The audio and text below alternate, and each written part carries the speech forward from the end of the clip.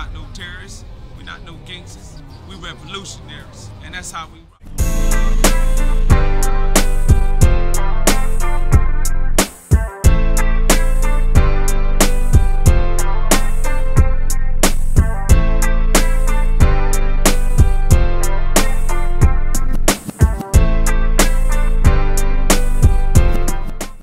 I was coming out of YA. We was paroling. We was dumping out. We was dropping out in the hood like back to back. All the YA babies. Me like Goo Goo, Gay, Bonnie Hunter, Bill, rest in peace. Bonnie Hunter, Rat Dog, rest in peace. My big homie Michael Smith, rest in peace. You know, all the YA babies. Sam, Snoop. You know, they got out before us in the late 70s, like 77, 78. Baby, rest in peace. You know, all the YA babies. Bandit, Stuffed Dog. You know, we dropping out of YAs now, right? Paroling. So I'm coming off my first bodies, my temp bodies, and the two attempts and the assaults that I got convicted with in 79. I'm coming out in 82 from paroling. So this is 1982, man. The Bounty Hunter lot. 1982, the Bounty Hunter lot. Uproar when the Bounty Hunter lot was vicious. Vicious. It was either the LB lot or the Bounty Hunter lot. If you wasn't a Bounty Hunter or a true lot boy, you couldn't hang out in this lot right here. You couldn't even fuck around in this lot. You damn sure wasn't selling no drugs in this lot. The only motherfucker selling drugs in this lot is equipped Bounty Hunters. You feel me? Niggas with names, ranking. The Bounty Hunter lot. So I'm over there in the Bounty Hunter lot chilling with my homies and shit, chilling with the Bounty Hunters. First generation, second generation. Cats like Howard Cosell, rest in peace. Big Snoop Dogg, Sam, the homie Big Height. You feel me? And the list goes on. Amp from Bellhaven. You know what I mean? These are the regular homies that be there every day. Cartoon, rest in peace. You know, all the Bounty Hunters. We over there in the lot chilling. And all of us are separately. And we slanging, doing our thing, handling our business. So I'm over there slanging my water, my Wheezotter, you know what I'm saying? I'm off the Wheezotter right quick, you know what I mean, real heavy. I got like me an 8-ounce Wheezotter, so I'm over there getting my slizzang on, man, heavy right now. I'm dipping and moving, you know what I mean? So as the car's pulling up, you know, we take turns, niggas run to the car, you serve, whatever, boom, boom. At that time, you know, it was just a half a stick, a little quarters piece of stick, and it's an aluminum foil, so everything is already shaped and baked.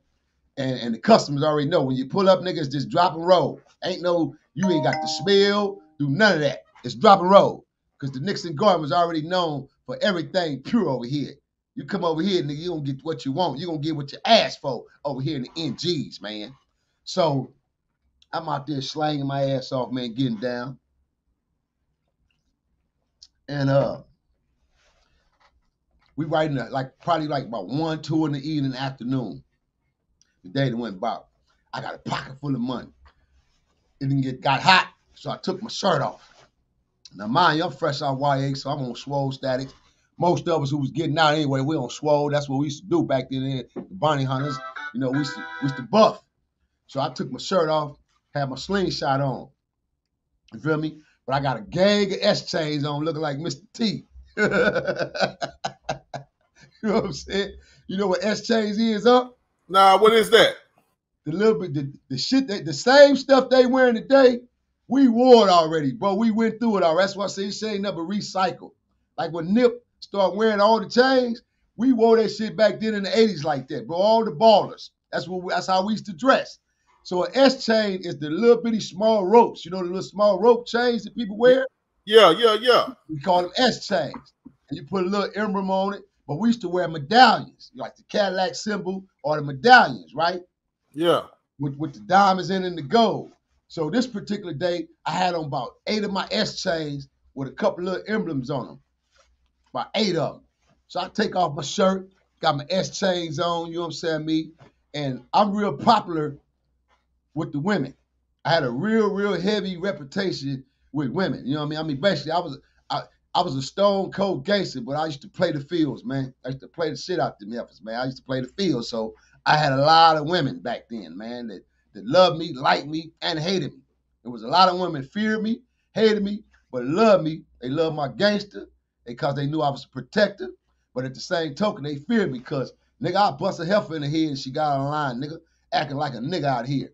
And you had a lot of them that was gangbangers, on a gangster tip to split a nigga wig too.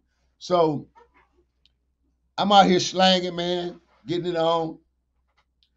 Next thing you know, I used to fuck with these two chicks. One of them, she was like 6 feet, built like a stallion, Amazon. That's why I love Amazon women, stallions. She was stallion. She was built like a stallion, Amazon. And not only her, it was like 6 or 7 of them in the house, all females, from sisters to cousins. And they moved from some other area down in the bottoms to the projects. You know what I mean? In 80, 81. You know what I'm saying? I mean, they moved in the projects in 81. So when they moved in the hood, oh, the homies was on them. I mean, niggas was on them left and right. So one of the big homies out the Bunny Hunt lot, he cracked one of the oldest sisters, Chino. Chino from Swan, matter of fact. He used to hang out in the hood with us and run with the homies Howard and them and Big Sam and Snoop and them. So Chino cracked one of them. The homie Big Height, he ended up knocking one of them.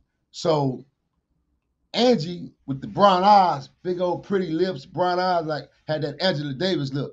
Everybody was on her, wanted her. She wanted me. I wasn't even tripping on none of them, but she wanted me. So once she got my attention, oh, I wanted her tall ass back. So I ended up knocking her, but then her relative ended up moving over and moving into the house with him, and her relative was fine, but little. I liked it her though. So I ended up knocking both of them. So dirty ass dog. Hey, there ain't no dirty ass dog, nigga. I was real with it though. Fuck you mean? You wasn't hiding nothing. They was fighting the shit over me, nigga, and going at it. Nigga, I didn't hide nothing. However, you know, I'm getting down with them and shit. So now it got to the point where they want me to make a choice. It's either me or her. So Angie, the one I told you I started getting down with first, she was very aggressive. And she was like, between the oldest sister and her, they ran all of them. They ran the whole crew. And they stayed right on 112th, right across the street from the Bunny Hunt lot. I mean, as soon as you walk out the Bunny Hunt lot, they live directly, and it's a 4-bedroom apartment, and they live right at that 4-bedroom apartment on the end. All end apartments in our hoods was 4 bedrooms. You got 4 bedrooms, 3 bedrooms, 2 bedrooms, and 1 bedrooms, singles. So they lived in a 4-bedroom apartment, upstairs, downstairs. My homie Smut Dog lived on the other end. My homie Glenn, a couple of more people lived in that row. And so this particular day, like I said, we in the lot, we doing our thing, and they mobbed from wherever they was coming from the store somewhere, and they mobbing from across the walkway from 114 to Success, from my way, from where I live, down the crossway that's gonna lead you to the baseball diamond through the Bunny Hunt lot to their house. So now I got my shirt off. It's music playing in the parking lot, you know. The big homies like the Gary Borners, you know what I mean?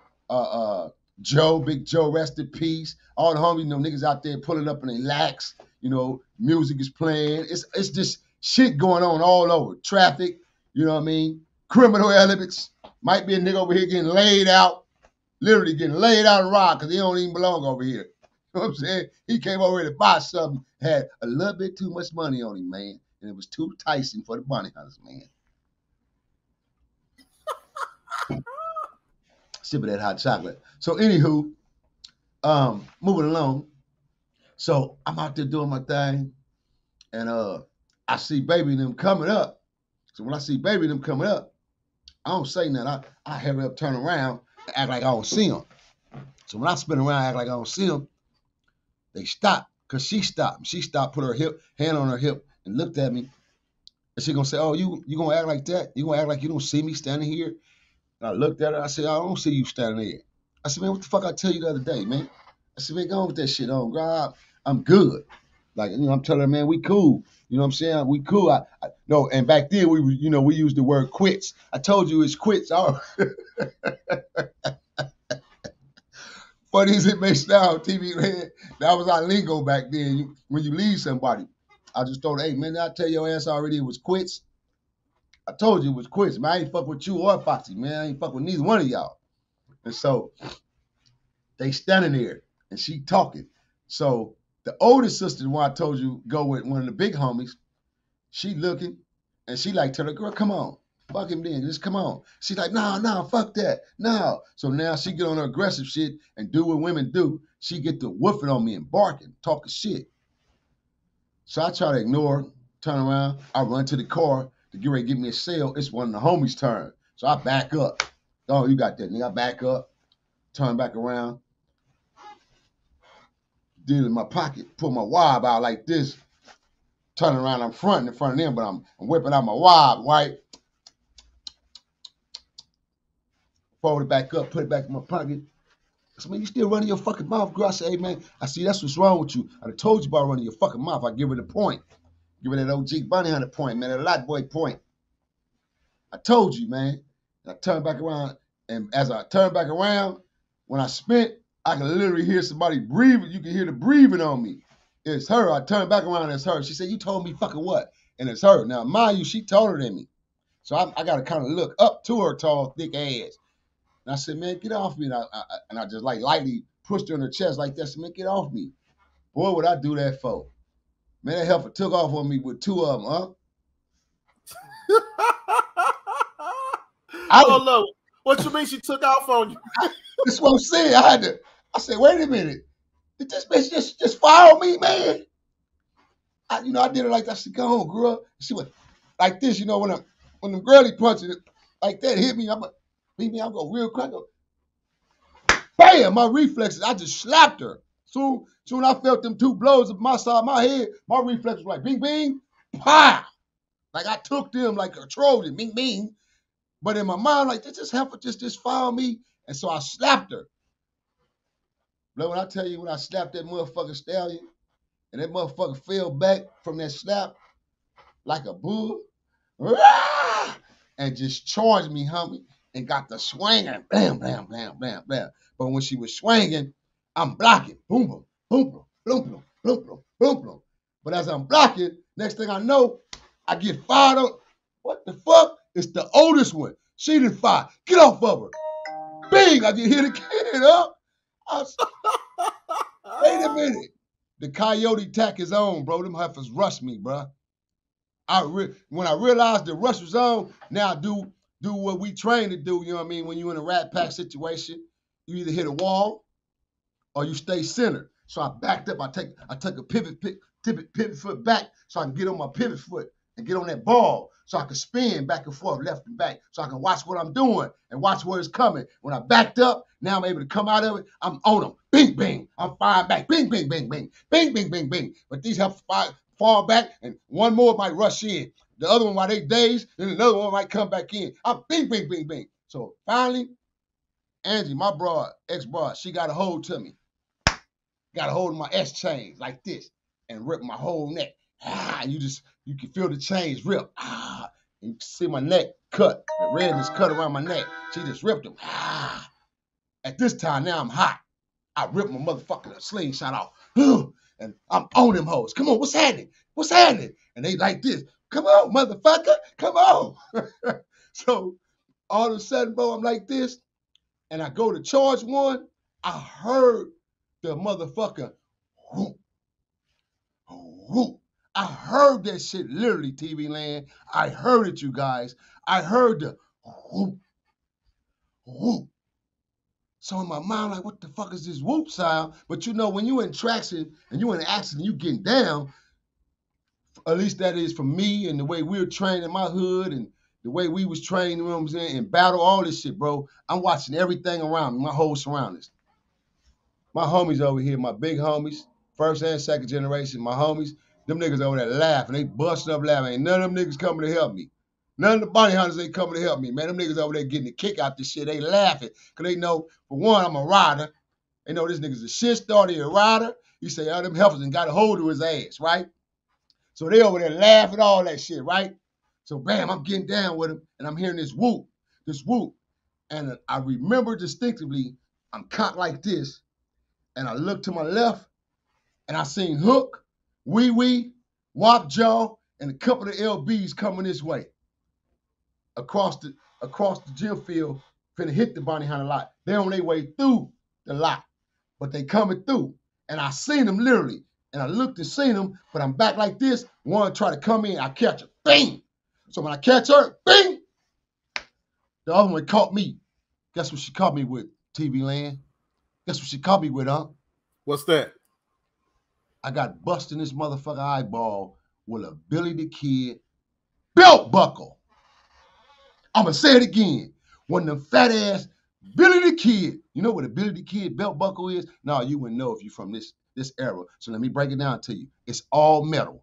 It's a little metal, a piece of metal like this with Billy the Kid on that bitch. A Billy the Kid belt buckle. That heifer caught me right in my freaking eyeball. Bing! I stopped everything.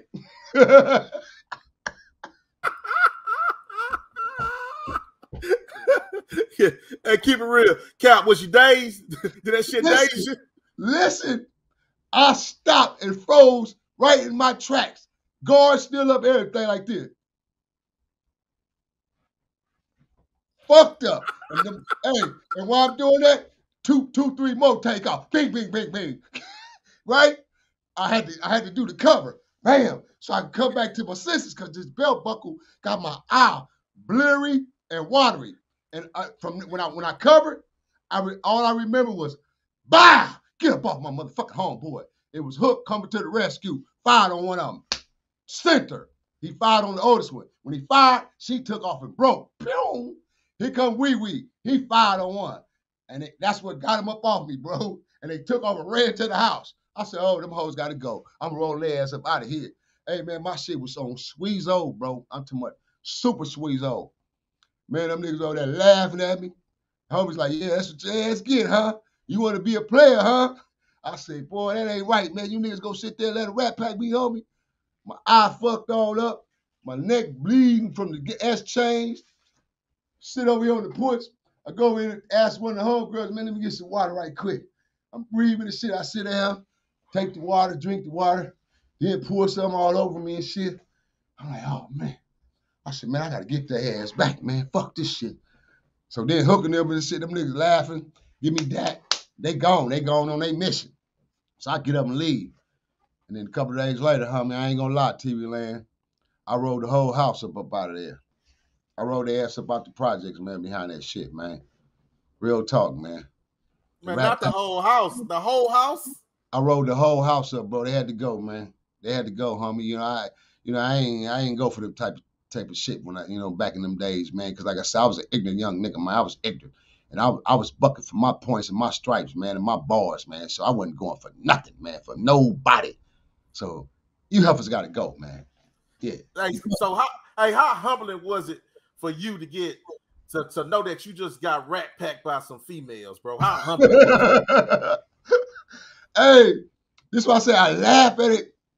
I laugh so hard at it now today because I know how hardcore I was, bro. And I know how I was putting it down. And for 5 females to even have the audacity to try to do some shit like that. And it happened for real. This shit was just funny to me, dog. It was funny. It was funny to me then, even after the fact. After it all happened, I rolled their ass up. And when I used to talk about it, or the homies would tease me and talk about the story we was in the county jail, feel me?